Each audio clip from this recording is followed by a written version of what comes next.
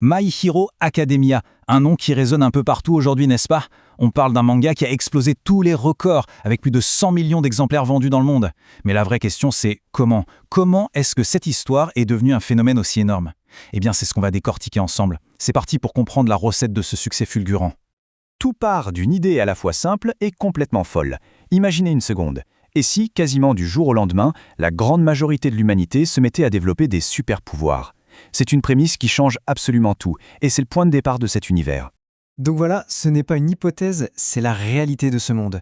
4 personnes sur 5 naissent avec une capacité surhumaine. Pensez-y, ça chamboule complètement les règles du jeu de la société, non? Et ces super-pouvoirs, ils ont un nom, les alters ou kosei en japonais. Et ce qui est génial, c'est que chaque alter est unique. Ça peut être un truc aussi incroyable que contrôler la gravité ou aussi destructeur que de créer des explosions avec ses mains. C'est vraiment le concept de base à avoir en tête pour plonger dans l'histoire. Alors forcément, quand presque tout le monde a des pouvoirs, eh bien, les criminels aussi. Le crime devient surpuissant. Et pour contrer ça, la société a dû s'adapter. Être un héros, ce n'est plus juste un acte de bravoure, c'est devenu un vrai métier. Une profession, avec des écoles, des licences, un salaire. Mais ça soulève une question hyper importante. Dans ce monde où tout le monde est super, qu'est-ce qui arrive à ceux qui naissent normaux? Et c'est là qu'on rencontre notre protagoniste, le jeune Izuku Midoriya, et son drame personnel, c'est justement ça. Dans un monde de super-héros, il fait partie de la petite minorité, ces fameux 20%, qui n'ont absolument aucun pouvoir. Et c'est ce contraste qui est au cœur de l'histoire. C'est ça qui est si puissant. D'un côté, on a All Might. C'est plus qu'un héros. C'est le symbole de la paix, l'idole absolue. Et de l'autre, son plus grand fan, Izuku. Un gamin qui rêve de lui ressembler plus que tout, mais qui, à la loterie génétique, a perdu. Et pourtant, malgré son absence de pouvoir, son rêve, lui, est intact. Sauver les gens avec le sourire. C'est ça qu'il drive. Ce n'est pas la gloire qu'il cherche, non. C'est cet idéal d'incarner l'espoir, la sécurité pour les autres, pile comme son idole, All Might. Et puis, tout bascule. Le destin s'en mêle. Izuku rencontre All Might en personne. Et le héros, touché par le courage incroyable de ce gamin sans pouvoir, lui révèle son plus grand secret. Son alter, le fameux One for All, n'est pas comme les autres. Il peut être transmis. Et là, moment incroyable, il choisit Izuku pour être son héritier. C'est le point de départ de toute son aventure. Ok, avoir le pouvoir du plus grand héros du monde, c'est une chose, mais le maîtriser, c'en est une autre. Ce pouvoir est tellement immense qu'il pourrait le détruire. Alors pour apprendre à le contrôler, Izuku va intégrer Yuyai, la meilleure académie de super-héros du pays. C'est là que les choses sérieuses commencent. Bien sûr, à Yuyai, il n'est pas tout seul. C'est là qu'on découvre toute une galerie de personnages géniaux, comme son rival de toujours, Katsuki Bakugo, un génie explosif qui ne vise rien de moins que la place de numéro 1. Ou encore Oshako Uraraka, qui veut devenir héroïne pour une raison super touchante, mettre sa famille à l'abri du besoin. Chacun a sa propre motivation, sa propre histoire. Bon, on a planté le décor de l'histoire. Maintenant, faisons une petite pause sur la fiction et regardons l'impact de My Hero Academia dans le monde réel. Parce que croyez-moi, le succès de cette œuvre est presque aussi puissant qu'un alter de premier rang. Et cette ascension, waouh, elle a été fulgurante. Le manga démarre en 2014 et trouve son public tout de suite.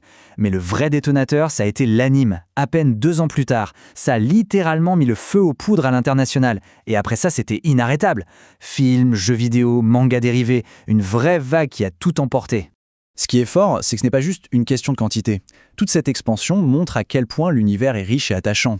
Chaque nouveau film, chaque jeu, c'était une occasion d'approfondir le monde, de le rendre encore plus vivant et immersif pour des millions de fans. Et si on veut un chiffre pour vraiment visualiser l'ampleur du truc, en voici un. 100 millions. 100 millions.